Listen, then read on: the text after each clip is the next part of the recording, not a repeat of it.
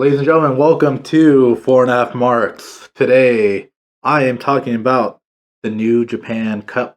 Starts by the time this video goes up, should probably have started today. Uh, we will have episodic episodes of when the new matches happen. So, first up, going through the bracket, we have something kind of interesting. There's a lot of buy-ins or a lot of buys that people are getting to the first round, but you don't see a whole lot in this tournament or in any New Japan tournament. It rarely happens. Happened last year in the G1, and now I guess they're just continuing trying to get more competitors in there. The first, the which happens. The first matches are Sonata versus Taichi. Should be a pretty good match. Sonata's gonna need a push, a renewed push, because when he got his orbital bone injury, he was U.S. champion. He had vacated, and he hasn't really done anything since then. Taichi just left the Suzuki-gun group, so we'll see what he's gonna do. He's probably gonna still continue with his pop idol gimmick. Uh, and then Kenta will face the winner of that. He has a buy-in. After that, in the same night, we have Naito versus El Fantasma, which El Fantasma's been, he was a junior weight, now he's going into the kind of that never open weight division, and they're gonna move him up to heavyweight. It's a given. He's had wins over Shingo and a bunch of other of the heavyweights. Naito just had the final match of Keiji Muto's career, and it was a banger. So we'll see what they do with Naito. Haven't really had anything for him. He was always the guy to hold the Intercontinental title, but they don't have that title anymore. So we'll see what they do. I feel like El Fantasma's going to get the win here, just to help him push him up into the heavyweight division. The interesting part is that Fantasma's part of the Bullet Club, and the person who has the bye for this match is Chase Owens, who's also part of Bullet Club. He's the crown jewel. He's part of some Texas promotion. He's their current champion. He's been wearing the belt on New Japan and everywhere he goes. So we'll see how that matchup goes. It'll be interesting. It's always cool to see Bullet Club versus Bullet Club because they're both, they're all heels. So it's heel versus heel and comedic heel versus heel. So next up we have Ren Narita versus Evil, which Ren Narita, young lion, he's finally getting pushed more and more. He's essentially the successor to Shibata, even though Shibata's back, but he's supposed to take up that shooter style role, that very aggressive, physical, technical guy. He was in the finals for the Ring of Honor, or not Ring of Honor, New Japan TV title against Zack Sabre Jr., so that was good. But I don't think he's going to get the win here. And nor would I want him to get the win, because Evil versus Jeff Cobb, who has the buy-in for this, would be great, because it's two big guys, two big heavyweight guys fighting each other. For New Japan, that's always good. It's not always good in every promotion, but for New Japan, it is. Next up, we have Toru Yano versus Mark Davis. Mark Davis is part of Aussie Open, who's in the United Kingdom, or not United Kingdom, the United, what the fuck is that thing called? United Empire. There we go. The United Empire led by Will Ospreay. I don't know who's going to win this, because Toru Yano doesn't really do much except for win King of Pro Wrestling Battle Royal, which he didn't win this year. Shingo Takagi won it.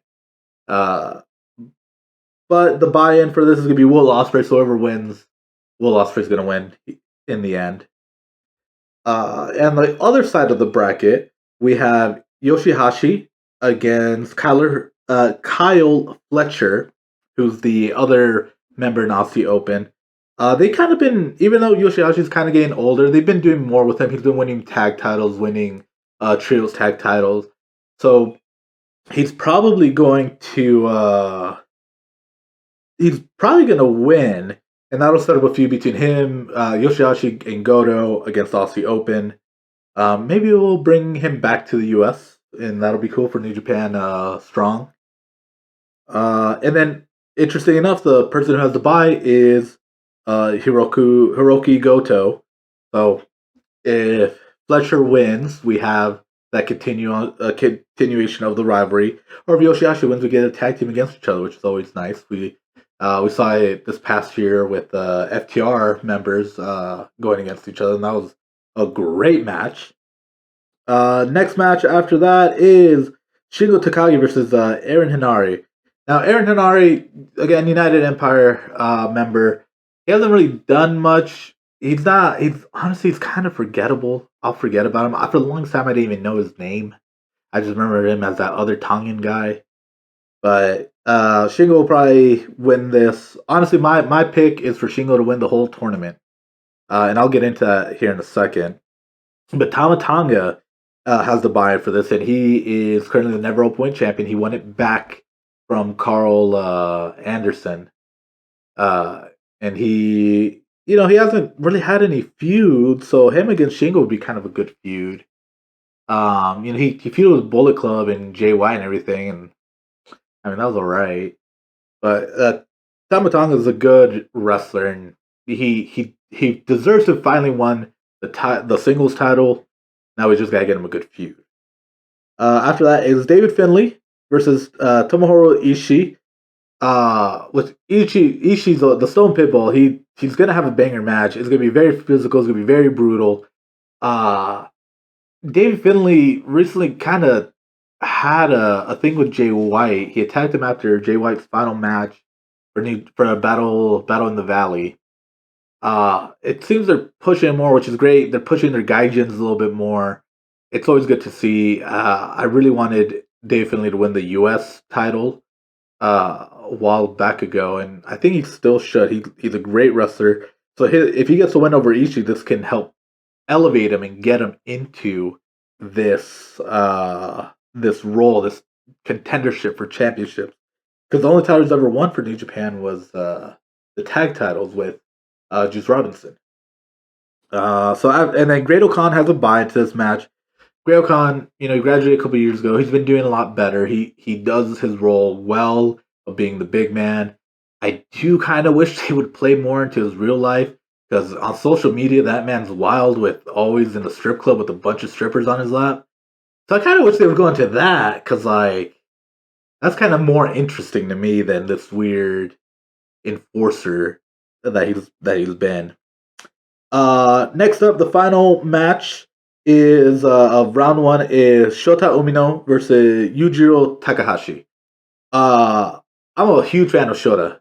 Huge fan. Ever since he was a young lion and Moxley went to New Japan, he fought Moxley in one of the opening matches. I've been a fan of him. I've been a fan of the whole gimmick. I truly believe what Okada and Tanahashi said, that he is the future of New Japan. It helps that his father is Red Shoes, who was a big time referee for New Japan and essentially one of the few referee legends there is. So he truly is. I don't think he's gonna win. I do think he's gonna get far. He's definitely gonna beat Takahashi, but he's not going against who the buy-in for this, which is Zack Sabre Jr. But I do think it will lead to a feud between them, since the TV title is meant for these younger guys for a faster, quick-paced match. Is a 15-minute time limit is the gimmick for the title. So Zack Sabre Jr. and Shota Umino, 15 minutes, a lot can happen, a lot can be done, and it'd be a good match. Now earlier I said Shingo Takagi is my pick to win. And the reason I believe that is because Shingo, during the pandemic, he was champion. He did a great job, had great title defenses. The issue is there's no one there to see it, and when there was, no one could cheer. They finally introduced cheering back into in Japan for events like this year. It's been 3 years. Will Ospreay cut a great promo on Kenny Omega about it. But I definitely think he's gonna win. The only other person I could see winning is Sonata. New Japan's trying to get everybody into contracts. Sonata finally signed a contract a while back ago, and that's when he won the U.S. title. And Sanada has, he's been Rev Pro champion, US champion, tag team champion. He does a great job. He's a great wrestler. He may not be the most charismatic on the mic, but for New Japan, you don't always need that. That's the good thing about them. As long as you're a great wrestler, that's all that really matters. And he's a great wrestler. You can go back and watch him versus Okada and see how great that match was, or him versus Zack Sabre Jr. and see how great that match was. Uh, so Sonata or Shingo, either way, Lij is taking this. So we'll see. But tell me what you guys think. Tell me who should have been in the tournament. Tell me who you guys want to win, or any other surprise upsets that you think might happen. Get fucked.